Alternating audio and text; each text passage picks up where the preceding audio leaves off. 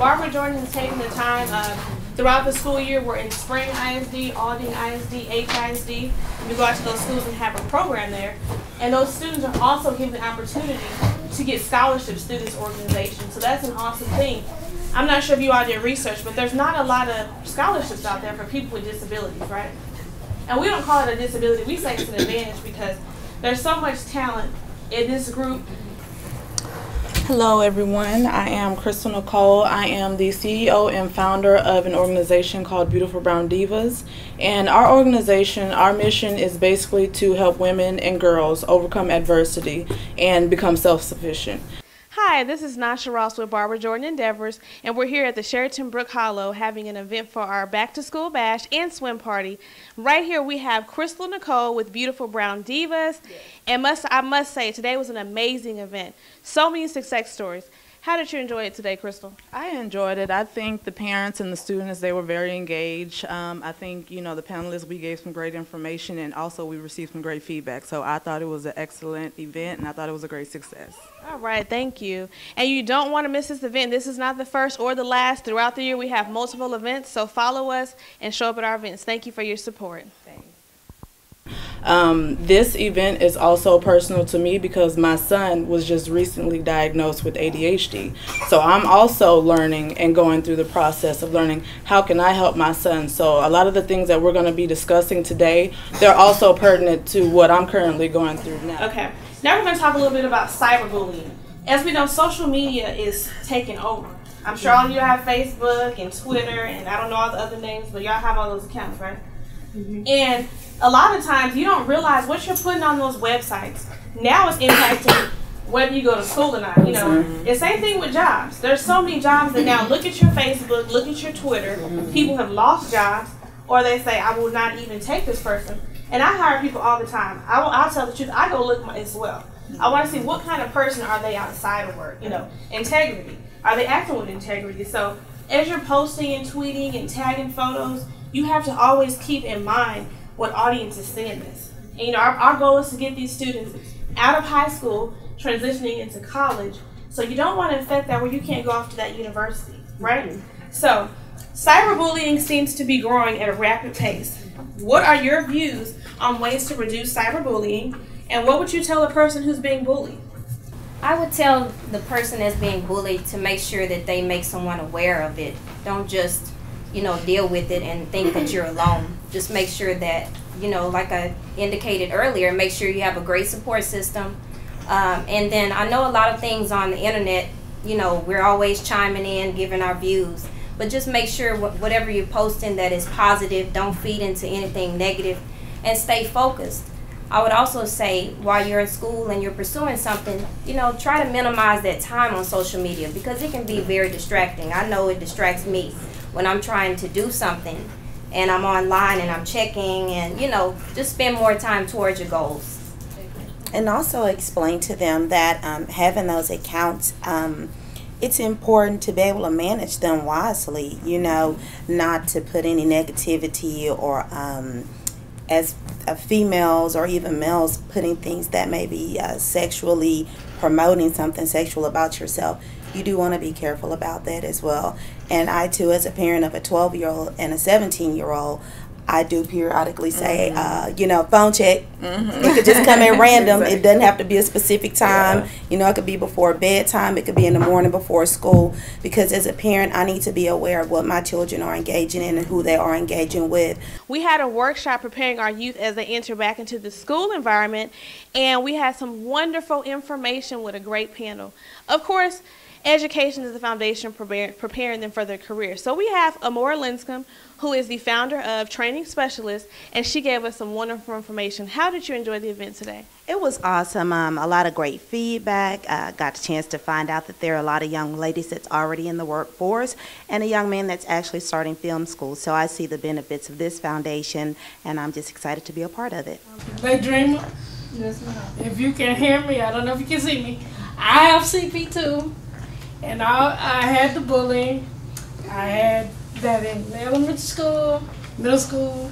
It stopped in high school because I started fighting back. And I'm here to tell you, God is good all the time, because I was able to turn that bullying into 3 degrees. 3 degrees. And I'm married with children. So you don't have to take anything from anybody. I mean, you ambassadors know me. I tell you guys that I have CP too. I mean, I had people bully me, tell me I was ugly, tell me I was this, tell me I was that. You don't have to take that. I didn't take it. You don't have to. And I'm a success story of Barbara Jordan endeavors. You can overcome that. So. With a child that has a disability, Chelsea's my daughter. I also work for Klein Forest. I work in the SPED department. Okay, and that's just one of the things that we won't allow. Okay, we teach them if they do need to get along. If they hurt someone's feelings, then we make them go and apologize. We will not allow them, and we won't allow anyone else to bully them, because we step in for them. And that lets them know that, okay, I'm building my confidence. I'll eventually do this myself. So you don't have to take it. It's not only the student that's bullied, the teachers bully the students as well. I'm on the campus all the time, and I have to calm them down, because I know Stacy been bullied by an elder, and the elder that was involved with us. And I feel like if you can bully her and make her feel bad because she got 3 degrees, I tell them, you in the wrong organization. Because I'm an advocate, and I've been for 6.5 years for the state of Texas, and I will fight you to the end. If you bully any of my students or their parents, because I'm coming at you with all I got, because I know that you're wrong, and I'm here to protect them. So that's why I teach them how to become an advocate for themselves. They have to advocate for themselves as they have to advocate for others. But not only the kids on campus bully the students, the teachers and elders bully them as well. So they have to be ready for this, because it's coming. Stand up and say something. Well, as a question you say about stepping your goals before you go into college, I just want to tell you that from June the 2nd to August the 13th, I worked with the City of Houston Health and Human Services, and I was a peer ambassador for the Summer Youth Program, and then I was an employee at the Harris County Area Agency on Aging. All right. Because you have to understand, even at my age, and you know, around the table, we all make choices, so you have to really think about the choices you make. They're either inappropriate choices, appropriate choices, bad choices, negative choices. So you really have to make sure you're in the right situation. You have to, like someone said, you have to be around people that are like-minded, you know, diverse people. Right. And you also have to find your purpose. You know, you just can't be all over the place, because, you know, God, universe, we all have our purpose, so you have to find your purpose in life. And like someone said, as long as you're breathing, you're still learning. Right. So, and that's something that's key. You have that comfort zone, which we talk about in our mentor sessions, where you want to just stay with who you're comfortable with. But if everyone in your circle is on the same level, doing the same things, how are you going to advance and motivate yourself? So you have to watch those people. You have to identify silent mentors, and that's something that we talk about as well. A silent mentor is someone that you just observe. They don't have to say anything, but you see what they're doing, and you're saying, hey, I like what they're doing. I want to maybe be like that. I want to take on that skill, something of that nature. So identify a silent mentor. Not only identify one, but you as well need to be a silent mentor. So watch what you're doing. Someone's watching you, and that's important. And I hear everybody saying, get organized, do this, surround yourself. That is all wonderful, and it is very, very true. But even on a basketball scholarship, they make you pick your degree plan. I had no idea who I was, what I wanted to be. All I know is I love basketball. That's all that I knew.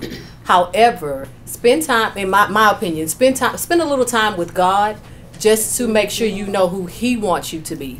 He'll guide you, He'll direct you. Personal time, silent time alone, that's also important. We need others on this group of panel. I have learned a lot just sitting here listening to these women and listening to the parents and the students and everybody talking about themselves. But my goal is to, my company, get you mentally fit and dependent on Jesus. And so what I want you to do is, I would like you to just spend a little time with God every day. Ask for His guidance, ask for direction, ask for His protection, and everything will fall right into place. Amen. We have quite a few on the panel that are the health experts.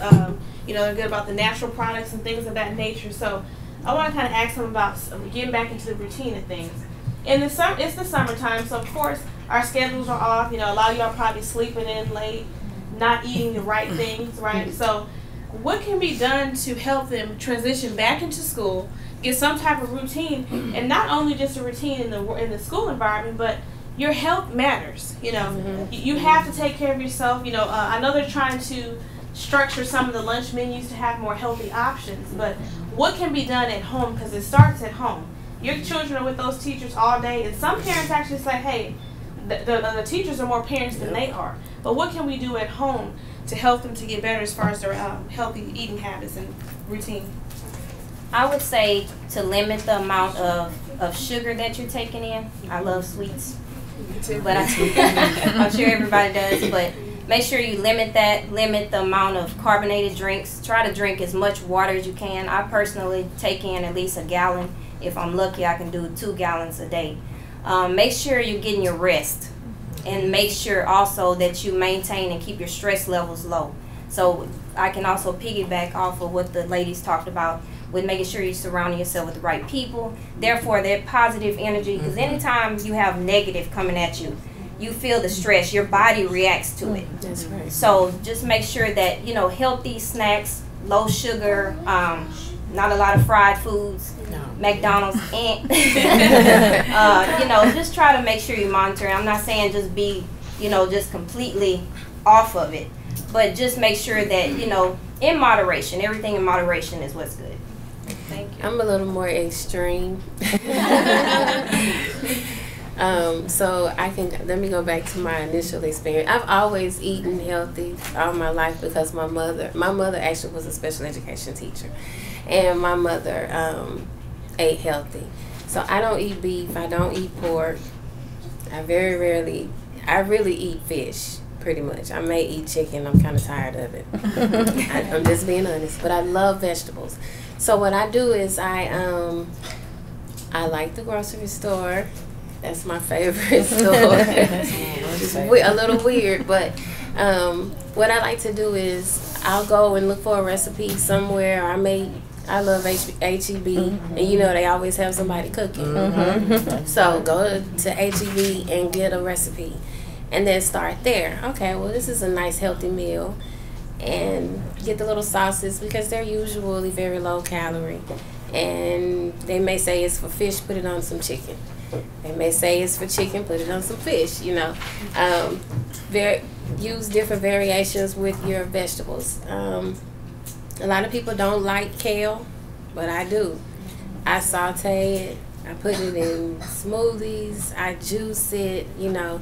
And a lot of people don't understand what that is, juicing. A lot of people don't have enough time to do it. So whenever you do have time, you can Google it just to see what it's about. But my advice would be to just slowly transition back. You know you're going to have a meal that's so whatever time. You know it's going to be a small amount. So start eating smaller portions. Start, well, she pretty much said it all. I don't eat sugar. I don't eat fried food. So, you know. But like I told you initially, my story is a little extreme because I didn't want to feed any cancer cells. And the sugar is the most important thing to eliminate from your diet when you're trying to eliminate your possibilities of getting cancer. And I had melanoma, which is not common among African Americans. And it was on my foot. And I really didn't understand that. You know, I'm like, I don't go out in the sun and sunbathe and do all of that. So, you know, you just have to start looking at what you're eating, cutting your portions, eliminating fast food, fried food, sugar, and you'll be okay. Okay. All right. Now we have our fitness expert, Ms. Carmen Hendricks, who is the founder of Carmel Health. Of course, health is important. We want to live long and we want to help others, so definitely want to implement that into our daily routine. Carmen, tell us about health and how important it is as a youth to start early. Well, it's important to be a healthy you inside and out.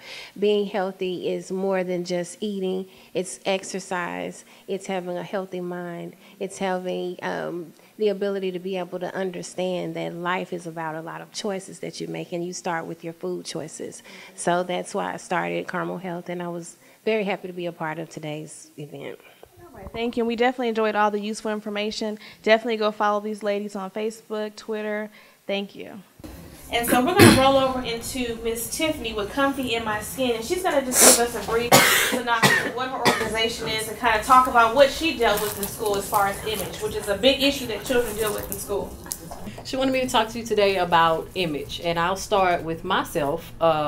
If you go to my website, if you go and read my first blog that I posted, it talks a lot about image and how I felt about myself growing up. I had everybody else telling me how beautiful I was, how pretty I was, how great I was. I didn't feel that way about me. So image is important on how you see yourself and not the reflection of other people's. People can tell you what they think, but you need to know who you are, and you also need to be proud of who you are. Everything is not going to be perfect. I didn't like my dark lips. I love them now. I didn't like my big nose. I love it now. I didn't like my skin tone. I love it now. There are so many things that other people will tell you that's incorrect about you or that are not perfect about you. But God didn't make any mistakes. He made you exactly the way you were supposed to be.